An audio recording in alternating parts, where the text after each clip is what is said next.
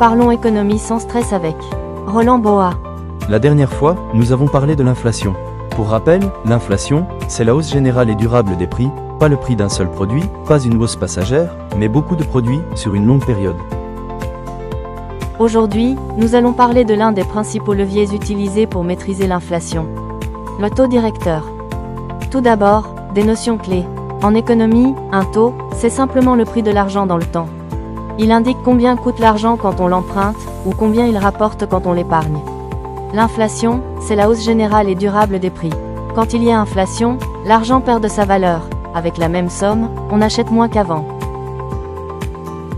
La Banque centrale, c'est l'institution qui pilote la monnaie d'un pays ou d'une zone économique.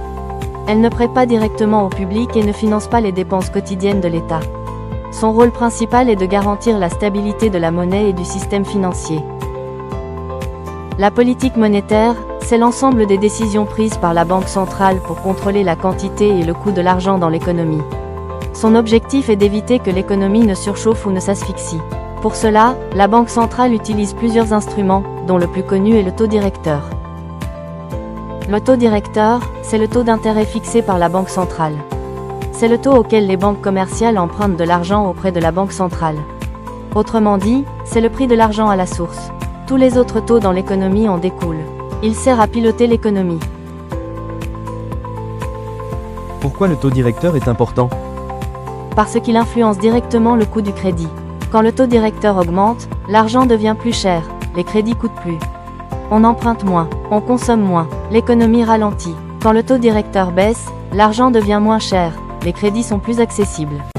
L'investissement augmente, la consommation repart, l'activité économique est stimulée.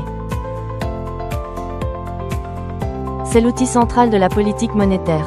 La Banque centrale l'utilise principalement pour lutter contre l'inflation, quand les prix augmentent trop vite. Soutenir la croissance, quand l'économie ralentit. Maintenir la stabilité financière. En résumé, le taux directeur règle le prix de l'argent. Il influence toute l'économie. Et même s'il paraît technique, il touche directement notre quotidien. Maintenant, qui sont les acteurs concernés ? D'abord, la Banque centrale. Dans l'UMOA, c'est la BCEAO. C'est elle qui fixe le taux directeur. Ensuite, les banques commerciales, qui empruntent à la Banque centrale et répercutent ce taux sur les crédits accordés. Puis les entreprises, qui investissent ou non selon le coût de l'argent. Enfin, les ménages, à travers le crédit, l'épargne et la consommation.